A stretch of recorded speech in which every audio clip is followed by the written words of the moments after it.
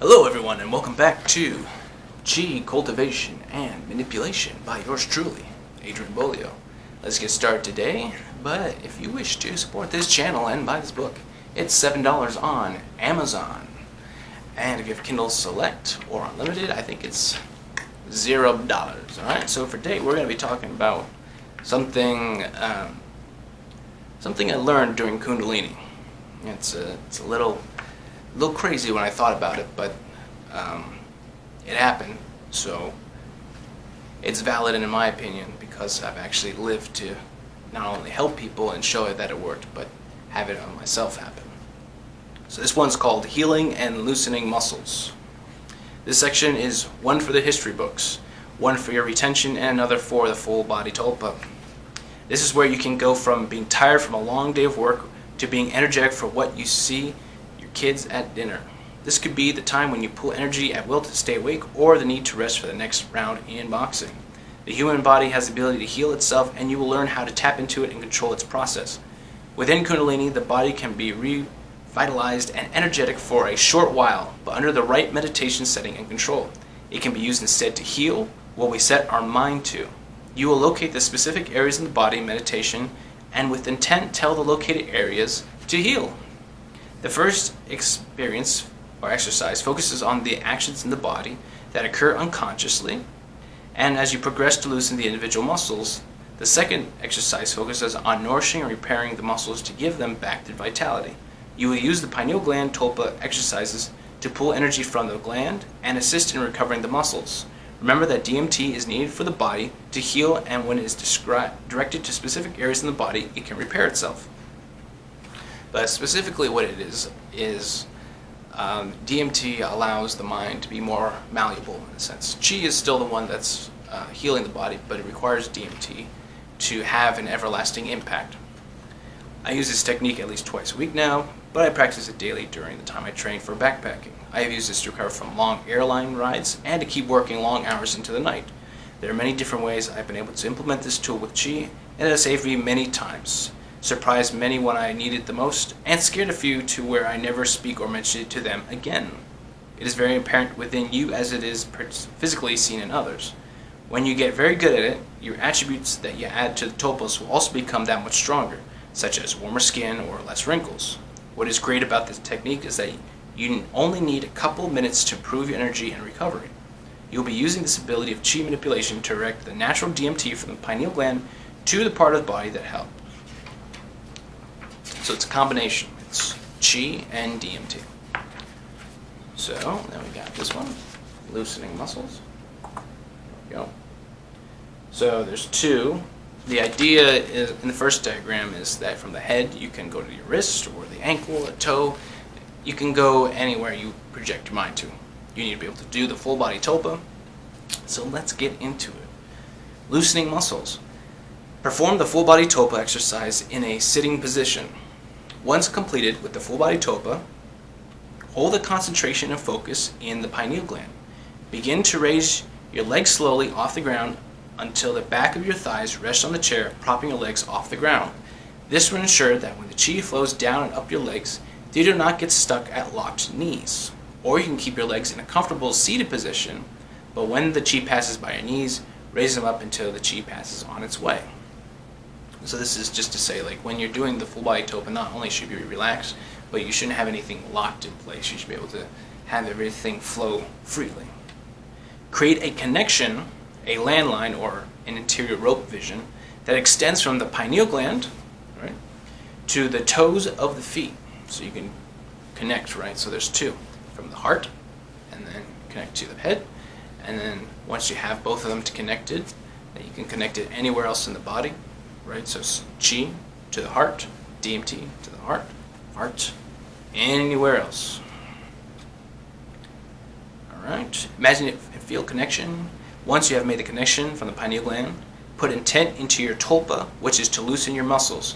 Imagine the muscles in the toes, or whatever located area you want to loosen. Loosening, becoming healed and relaxed. The stronger the connection, the easier the muscles will listen. Breathe towards the gland, so you're breathing with intent towards here.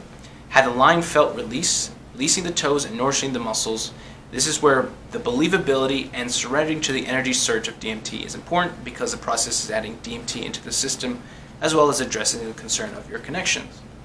As you move up the rest of the body, stopping at every major junction to heal joints or relax muscles, you may notice that the muscles will twitch, move, or force you to move your body in such a way that the chi will flow much easier or over the specific area as you intended, kind of like hypnosis, to heal it.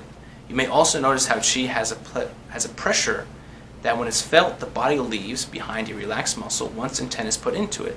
Take time for each muscle and joint to unhinge.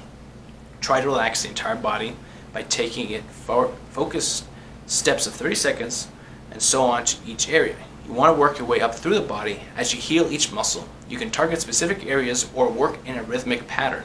Practice putting intent into one area of the body, such as the left elbow, and not the counter area, the right elbow.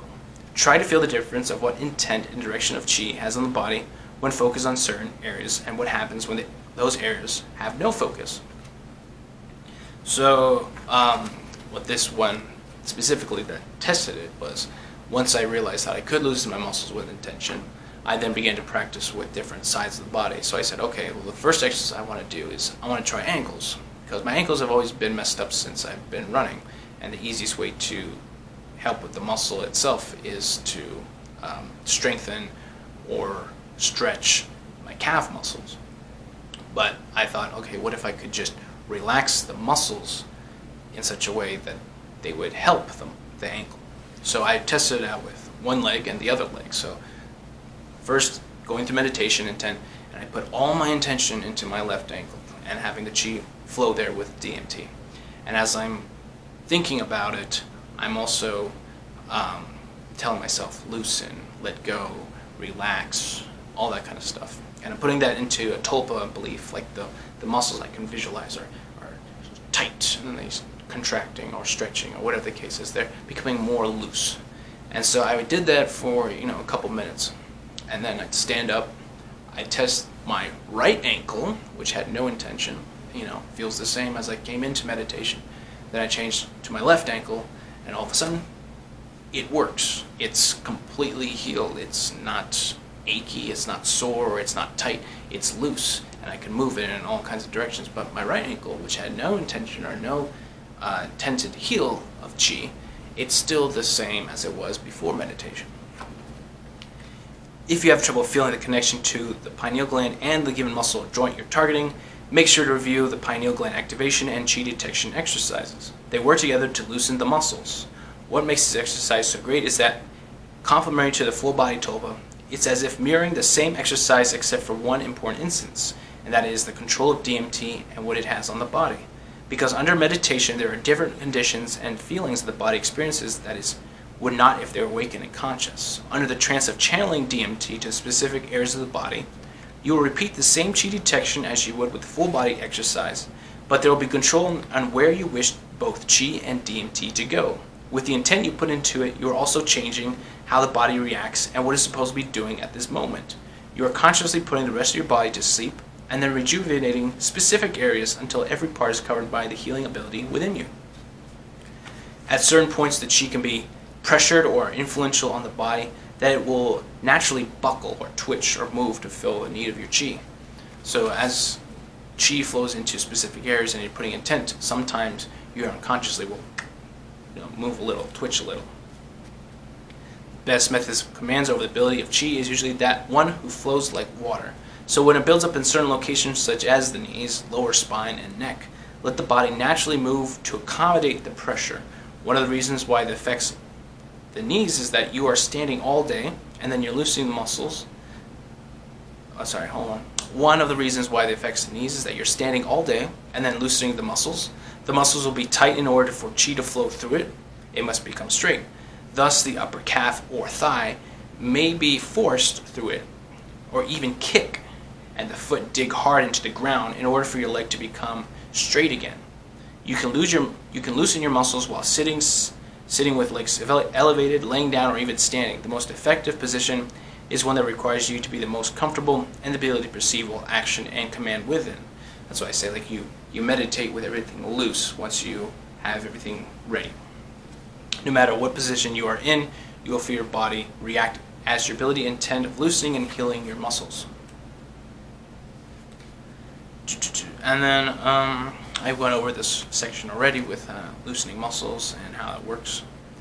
Getting all the angles exercise. You perform loosening muscles exercise. Once you loosen your muscles, hit the same areas again. Then you must treat them as the same, or as an individual, or as a whole part of the body. Isolate your left leg, starting with your tailbone and down to your toes, right? So the legs is one section, so left leg, left arm, right arm. The head is the neck and the head. The whole body is, the torso, the abdomen. So in that sense, you're creating a six-sided person. Once you have covered the entire section, keep it held as you cover your right leg, your wrists, your entire upper body, your left and right arms, and finally your head. Spend time to cover every single part of your body and warm, nourishing tulpa. Imagine that once completed, your entire body is covered and nourished by a warm blanket, cast, or aura. Create each tulpa and imaginative input into your body to ensure that every part of you is covered. At this point, you can then decide how long you want to nourish the entire body. With every passing moment, you control the input of where DMT and Qi go into your body. The body will recover and generate Qi, and will subsequently cause the body to be filled with healing light. You see what I'm getting at? So what that means is not just you can isolate certain areas and heal, you can isolate the body itself as one after covering different sections, and then applying that same Qi cultivation of healing, the manipulative part of DMT, your tulpa, and Qi all together. And then you bask yourself in your own aurora of this greatness, this feeling that you're healing, that you're feeling good. It's another mental trick to reinvigorate your entire body. I have also distinguished how Qi and DMT can interact with each other. Qi can be manipulated by the mind and given intent to affect the body. DMT is excreted from the pineal gland and is transmitted through the body by blood and absorbed by cells in your body. DMT is essentially healing your body, but its potency is controlled through the focused breathwork and concentration to the gland. Therefore, you can think of the mind as the control panel that directs Qi. Qi as a roadways that allows to travel on, and DMT as a car that delivers rejuvenation to the body based on those pathways. If you infer this as the bloodstream, you would be partially correct because of how DMT is absorbed in the body, but the mind's intent of where DMT is felt in the body is how it can heal. Unconsciously, while soundly asleep, your body is receiving high doses of DMT in increments, but consciously, while in meditation, you can concentrate and heal. Qi, on the other hand, has the ability to interact with the cells of the body, allowing you to intend treatment and the cells making room for healing. In the simplest terms, you must put intention into your own healing. Let's see. The last exercise of this section is not so much an exercise, but a review of one of the other abilities our pineal gland has with the release of DMT. Because DMT is naturally energetic and puts the body in a daze, you can tap your pineal gland to extract raw energy to keep you awake, working, or alert and focused. Tap into your own DMT under tired or sleepy conditions and go from being a lethargic slug to a lulled athlete ready to climb another mountain in just a minute. Simply channel Qi to your head, or by using your mind to body connection, go directly to the source and activate your gland with breath work. I have stated that the muscle exercises will help you keep moving, as does channeling DMT, but the energy surge and productivity can occur from this exercise while truly stun anyone aware of this ability. So this is basically saying, well, my rambling, if you can meditate on your pineal gland, and you know the breath work, and you know how to energize your body through both process of Qi to the head and DMT creating your head, you can then subsequently awaken yourself or rejuvenate yourself, give yourself more energy just by breath work and focus to the pineal gland. I've used this at work when tired beyond belief, coming from a trip back from New York, and between weightlifting sessions and healing after working out. You may look weird to others observing you with your head knocked upwards, eyes rolled up, and closed and mouth gaping open, but you're in effect healing yourself. The ability to recover and pull energy to keep you going naturally is beyond that most people will understand because they have no knowledge of its possibility. The only true way to show people that all this is possible is if they observe it or that they do it themselves. Observation, in my honest opinion, is not the best method unless you can show how chi flying off your hands or the change in energy surge. Otherwise, there's nothing in comparison to the internal feelings, the rush of energy, the heightened senses that come with proper meditation. So everything being internal is going to be very hard to convince other people otherwise. But what you could do is, if in a position of you actually being tired, and you know that you're tired, and people are aware of your tiredness, you can then go into the energy healing exercises and then show within 30 seconds and a minute that you go from completely tired to just full of energy and the life force of the group and being able to take on any task, as long as you keep channeling chi and DMT to your head to keep yourself awake. And then once you stop, then you'll go back to being tired. Anyway, thank you very much, everyone. This has been Chi, Cultivation, and Manipulation by yours truly, Adrian Bolio. If you wish to buy the book, it's on Amazon for $7, and I will see you folks next time.